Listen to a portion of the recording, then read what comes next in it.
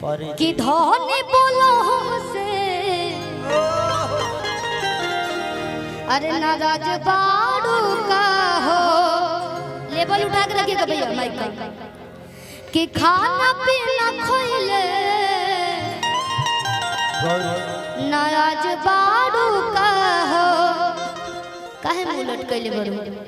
कोनो बात बा भूख लगल और अतिया कहतिया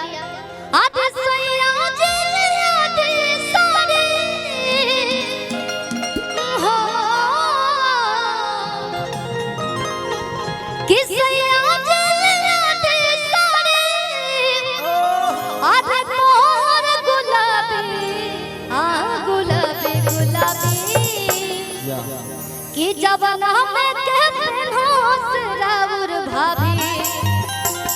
हाँ गुलाबी गुलाबी जवन साड़ी पेनहोस राउर भाभी कि धोनी बोलो हमसे राज बादुका हो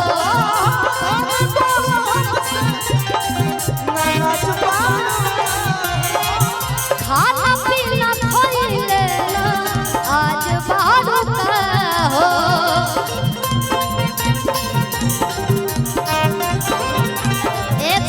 इधर जितने भी भैया खड़े हैं आप लोग सामने आ जाइए तो सामने से भी दिखेगा हम समझ रहे हैं आप लोग मस्ती कर रहे हैं ना पीछे से और अतिया कहती है आज सैया जिलिया दे सारे सैया जिलिया दे सारे मोर गुलाबी गुलाबी गुलाबी गुलाबी गुलाबी जवान हमें के पेनहोस राउर भाभी गुलाबी गुलाबी जवान साड़ी पेनहोस राउर भाभी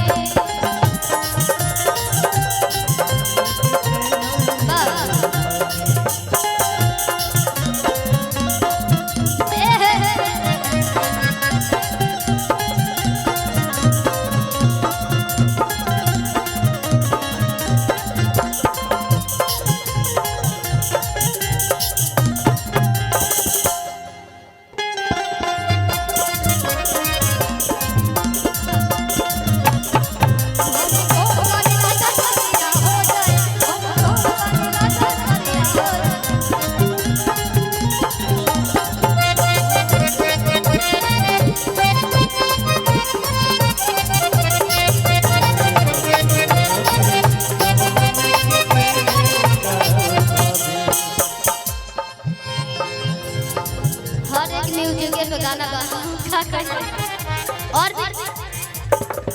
एक ही साथे साथे बहुत सारा गाना भाई हो कि कहा करे जाए